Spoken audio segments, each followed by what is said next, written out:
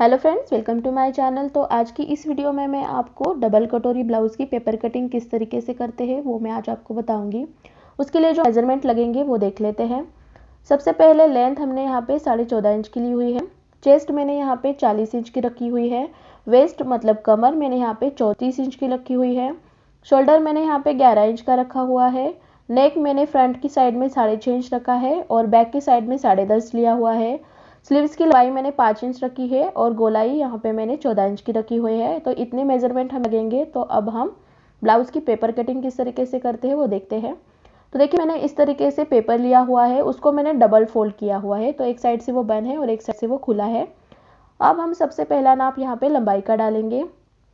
तो लंबाई हमारी 14.5 इंच है, उसमें आपको 1.5 इंच मिलाना होता है फ्रंट की साइड में, मतलब वो बन जाएगा यहाँ पे 16 इंच का। यहाँ पे मैंने 16 इंच पे एक निशान लगा दिया और इस तरीके से दूसरा निशान भी यहाँ पे इस तरीके से लगा दिया। अब इस लाइन को हमने इस तरीके से सीधे में बना लेना है।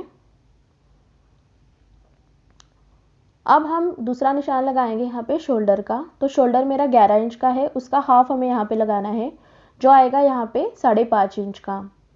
तो देखिए, यहाँ पे मैंने 5.5 इंच पे एक निशान लगा दिया और आर्म होल मैंने यहाँ पे रखा है 6 इंच का। नीचे की साइड में भी हमने 5.5 इंच पे ही निशान लगाना है, जितना अपने शोल्डर की साइड में लगाया हुआ है।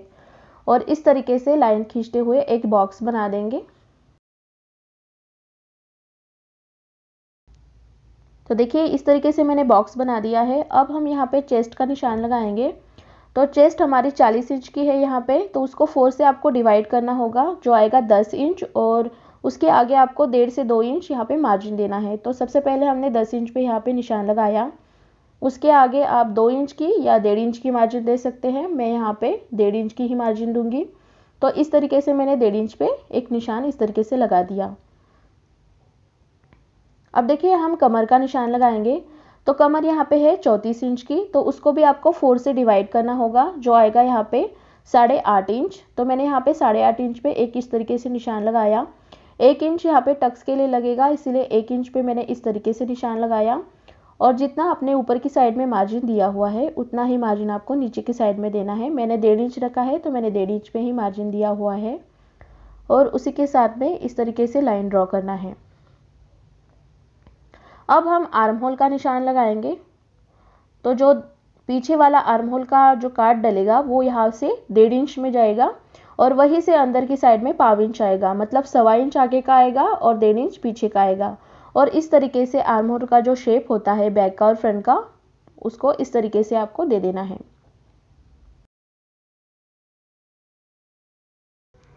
तो देखिए, मैंने इस तरीके से आर्म होल का शेप दे दिया है। अब हम निशान लगाएंगे बेल्ट का। तो जो बन वाली बाजू है वहाँ पे हमने 3.5 इंच पे इस तरीके से निशान लगाना है और जो फिटिंग वाली लाइन है वहाँ पे हमने 2.5 इंच पे इस तरीके से निशान लगाना है। एक निशान हम यहाँ पे 2.5 इंच पे लगाएंगे और इस तरीके से लाइन ड्रॉ करेंगे। इससे हमारा बेल्ट बहुत ही अच्छी तरीके से निकल के आएगा। अब हमें क्या करना है, इंची टेप की मदद से जो हमारी फिटिंग वाली लाइन है वहाँ तक इंची टेप लेके जाना है और इस तरीके से इसका सेंटर निकालना है। यहाँ पे हम एक निशान लगाएंगे। जो 3.5 इंच का हमने यहाँ पे निशान लगाया था, उस निशान से इस तरीके से कर्व देते हुए जो सेंटर वाला निशान है उससे मिला देंगे। तो ये हमारी बेल्ट निकल के आ गई। तो अब हम गले का निशान लगाएंगे। अगर आपका गला छोटा है तो 3.25, मेरा काफ़ी डीप है तो इसीलिए मैंने यहाँ पे 2.5 इंच ही रखा हुआ है। तो गले की चौड़ाई मैंने 2.5 इंच पे ली हुई है और लंबाई मैंने यहाँ पे 6.5 इंच पे रखी हुई है फ्रंट की। तो इस तरह से निशान लगा दिए। अब नीचे की साइड में आप 2.5 इंच भी ले सकते हैं। अगर आपको थोड़ा सा ब्रॉड गला चाहिए नीचे की साइड से तो आप 2.25 या 3 इंच भी यहाँ पे रख सकते हैं। मैंने यहाँ पे 2.5 इंच ही रखा हुआ है। इस तरीके से बॉक्स बनाएंगे और गले का यहाँ पे निशान लगा देंगे। तो देखिए, इस तरीके से अब जो फ्रंट के गले का शेप है वो मैंने दे दिया है। अब हम कटोरी का जो राउंड है वो निकालेंगे। तो चेस्ट मेरी 40 इंच की है, यहाँ पे उसको 6 से डिवाइड करेंगे तो 6.6 इंच आएगा। तो ये हमारी कटोरी का राउंड है। अगर आप चाहते तो यहाँ पे 6.5 इंचेस भी ले सकते हैं, पर मैंने यहाँ पे एक्यूरेट ही लेना है। तो देखिए, इंची टेप को इस तरीके से रखेंगे हम और यहाँ पे आपको 6.6 इंच पे इस तरीके से निशान लगा देना है। यह हमारे कटोरी का राउंड हो जाएगा।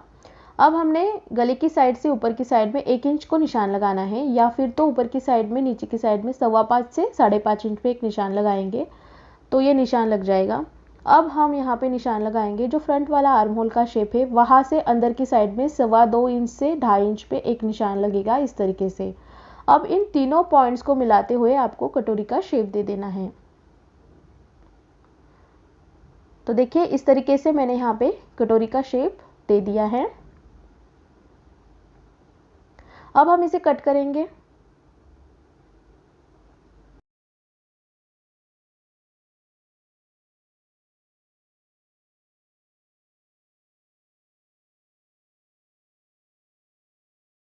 अब देखिए यहाँ पे मैंने आर्म होल भी कट कर लिया हुआ है इस तरीके से। अब इस तरीके से बीच से भी हम इसको कट करेंगे। अभी जो फ्रंट वाला पार्ट है हम बाद में करेंगे, बैक वाला पार्ट पहले कर लेते हैं। तो यहाँ पे जो हमारी लेंथ थी वो है 14.5 इंच का। तो बैक की साइड में हमें यहाँ पे 1 इंच ही मिलाना होता है, फ्रंट की साइड में हमने 1.5 इंच एक्स्ट्रा मिलाया हुआ है। तो जो आधा इंच हमारा एक्स्ट्रा है उसे अब हम कट कर देंगे। तो सबसे पहले 14.5 में हम 1 इंच ऐड करके 15.5 इंच पे यहाँ पे मैंने निशान लगाया। वहाँ से मैंने इस तरीके से एक लाइन खींची और जो एक्स्ट्रा का हमारा जो यहाँ पे पेपर है उसे अब हम कट कर देंगे, क्योंकि हमें इसकी ज़रूरत नहीं है। तो देखिए इस तरीके से हमारी लंबाई का निशान लग गया है। अभी हम गले का निशान लगाएंगे। तो गले की चौड़ाई जितनी फ्रंट में रखी हुई थी 2.5 इंच, उतना ही हम यहाँ पे रखेंगे। गले की लंबाई मैंने यहाँ पे रखानी है 10.5 इंच का इस तरीके से। अब नीचे की साइड में थोड़ा सा ब्रॉड करेंगे हम। तो मैंने यहाँ पे 3 इंच रखा है, आप 3.5 इंच भी रख सकते हैं। तो इस तरीके से मैंने यहाँ पे निशान लगा दिया और इस तरीके से बॉक्स बना देंगे हम। और आप चाहे वो शेप यहाँ पे दे सकते हैं, मैंने यहाँ पे राउंड शेप ही रखा हुआ है इस तरीके से। अब देखिए टक्स का निशान लगाएंगे। तो टक्स चौड़ाई है हम यहाँ पे 4.5 इंच की रखेंगे। इस तरह से एक निशान को लगा दिया और जो लंबाई है वो भी हम 4.5 इंच की ही रखेंगे। इस तरीके से निशान लगा के हमने लाइन खींचनी है। अब देखिए कमर का नाप लेते हुए हमने इंच एक्स्ट्रा लिया हुआ था टक्स के लिए, उसको हमने हाफ इंच इस तरीके से दोनों साइड से निशान लगा के यहाँ पे हमने इस तरीके से लाइन को ड्रॉ करना है। तो ये हमारा टक्स का भी निशान लग चुका है। ये हमारा बैक का पार्ट है। अब देखिए बहुत लोगों की शिकायत रहती है कि हमारे कंधे गिरते हैं। जिनका डीप नेक होता है उनको वो प्रॉब्लम आ सकती है। उसके लिए आपको क्या करना है, 1/2 इंच इस तरीके से गले की साइड में डाउन कर लेना है। जिनके कंधे नहीं गिरते उनको ये नहीं करना है, जिनके कंधे गिरते हैं उनके लिए ही ये 1/2 इंच डाउन करना है आपको गले की साइड में। तो ये हमारे बैक का जो पार्ट है यहाँ पे वो हो चुका है। गला हम इसका बाद में कट कर लेंगे। अब हम फ्रंट का पार्ट कट कर लेते हैं। तो सबसे पहले हम बेल्ट की कटिंग करेंगे यहाँ पे, उसके बाद में आर्म होल,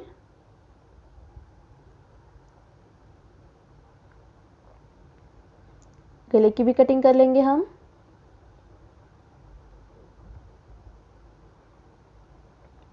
और जो कटोरी का शेप हमने यहाँ पे दिया हुआ था उसे भी हम इस तरीके से कट कर लेंगे। तो देखिए हमारे जो फ्रंट के 3 पार्ट होते हैं वो यहाँ पे कट हो चुके हैं, पर ये जो कटोरी है इसको डबल कटोरी में किस तरीके से कन्वर्ट करते हैं वो मैं आज आपको बताऊंगी। तो सबसे पहले ये जो कटोरी है जिसका वो राउंड है इस तरीके से, उस राउंड को आपको नाप लेना है। तो इस तरीके से आपको इसको नापना है। तो वो आ रहा है 9 इंच से 1 सूत ज़्यादा, तो हम यहाँ पे 9 इंच ही पकड़ेंगे। तो अब आपको क्या करना है, 9 इंच को 3 से डिवाइड करना है, जो आएगा यहाँ पे 3 इंच। तो जो कटोरी का राउंड है वहाँ से आपको ये निशान लगाना है। नीचे की साइड से ऊपर की साइड में एक निशान लगेगा 3 इंच पे इस तरीके से। एक निशान मैंने 3 इंच पे लगाया। अब देखिए हुक वाला जो है वहाँ पे हमें 3 इंच से 1 इंच कम करना है, मतलब कि 2 इंच पे हमें हुक वाली साइड में 2 इंच का इस तरीके से निशान लगाना है।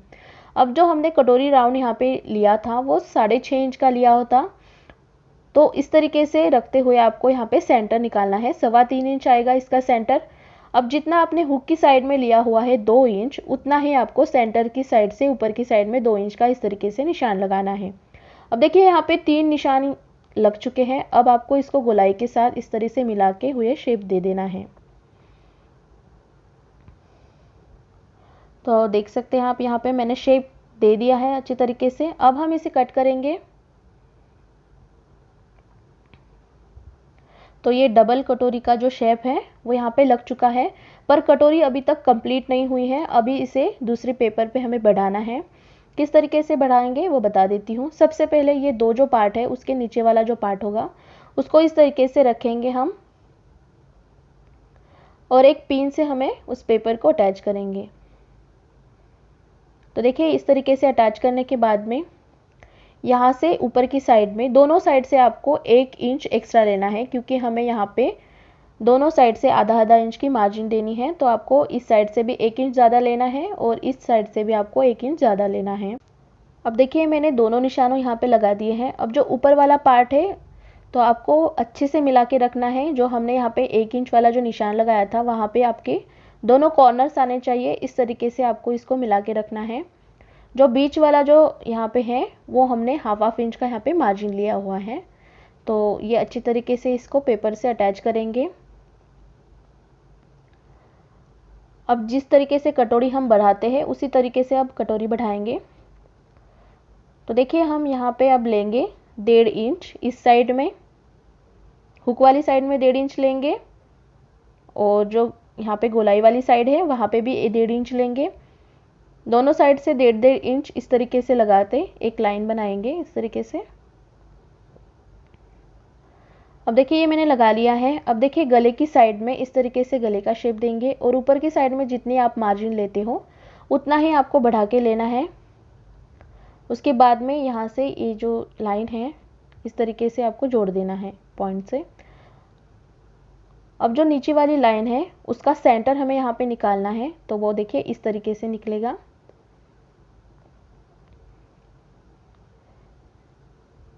इसको फोल्ड करेंगे।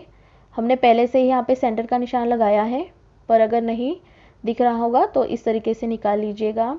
अब वहाँ से नीचे की साइड में आपको 1.5 इंच बढ़ाना है और इस तरीके से लाइन खींचनी है आपको। अब देखिए तीनों पॉइंट्स को आपको मिला देना है इस तरीके से।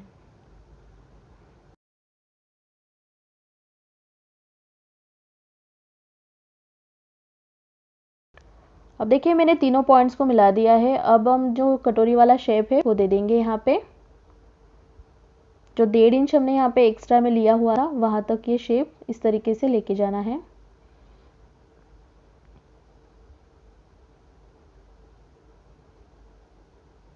तो देखिए कटोरी वाला शेप मैंने यहाँ पे दे दिया है। ये कटोरी काफ़ी लंबी दिख रही है क्योंकि मैंने यहाँ पे 1 इंच एक्स्ट्रा लिया हुआ है मार्जिन का।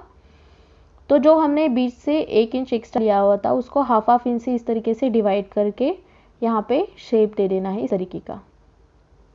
हाफ इंच नीचे की साइड में आएगा और हाफ इंच ऊपर की साइड में आएगा। इस तरीके से शेप दे देंगे हम।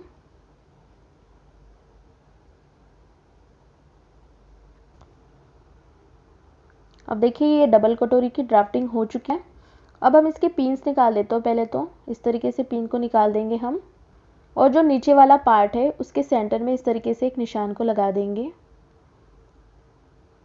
अब देखिए जो नीचे वाली लाइन है यहाँ पे दी हुई है, लाइन को सबसे पहले हम वहाँ तक लेके जाएंगे जहाँ तक हमने निशान को लगाया था।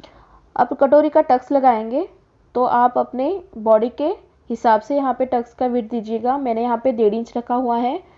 अगर आपको ज़रूरत है तो 1.25 या 2 इंच तक यहाँ पे दे सकते हैं। तो मैंने इस तरीके से 1.5 इंच पे दोनों साइड से दे दिया और इस तरीके से टक्स का मार्किंग कर लिया। यहाँ तक हमारी सिलाई आई क्योंकि हमने यहाँ पे मार्जिन ऐड की हुई है। अब हम यहाँ पे कटोरी कर लेंगे। अगर आप चाहते हैं तो ये गला थोड़ा सा आप यहाँ पे बढ़ा के भी कट कर सकते हैं।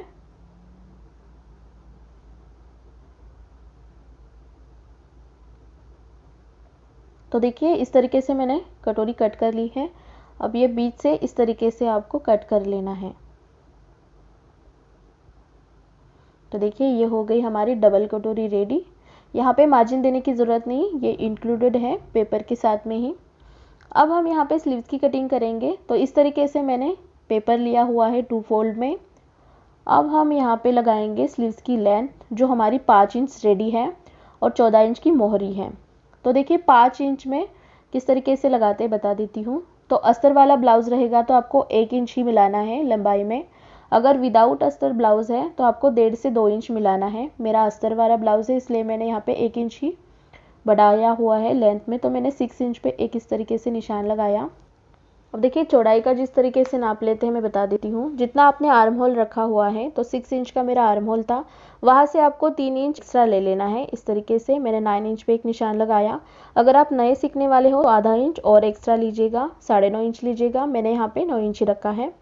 अब इस तरफ से मैंने 6 इंच लगाया था तो यहाँ पे भी 6 इंच पे एक मार्किंग किया और इस तरीके से लाइन खींच दी।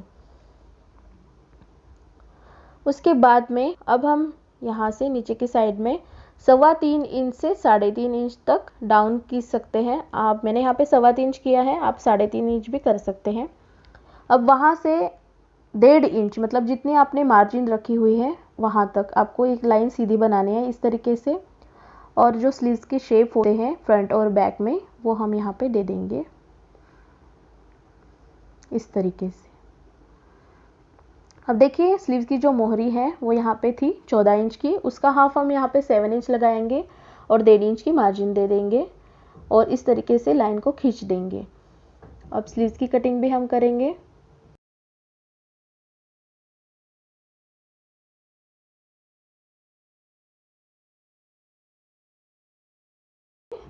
जो स्लीव्स का जो बैक का शेप था उसको कट कर लिया है, उसको अभी इस तरीके से फ्रंट का शेप भी मैंने यहाँ पे कट कर लिया हुआ है। ये बैक में हमने जो गला यहाँ पे कर लिया था उसे भी हम यहाँ भी कट कर लेंगे। आप चाहे तो इसे कपड़े पे भी कट कर सकते हैं। और जो मैंने यहाँ पे डाउन दिया था 1.5 इंच वाला गले की साइड में उसे भी हमने कट कर लिया हुआ है।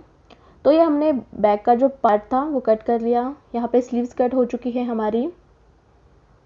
इस साइड का पीस है, बेल्ट है और ये जो डबल कटोरी के 2 पार्ट्स है यहाँ पे वो भी हमारे इस तरीके से कट हो चुके हैं। अब अगली वीडियो में इसकी स्टिचिंग किस तरीके से करते हैं वो मैं आपको बताऊंगी। अगर ये वीडियो अच्छा लगे तो कमेंट करके ज़रूर बताइएगा और ये वीडियो देखने के लिए आपका बहुत बहुत धन्यवाद।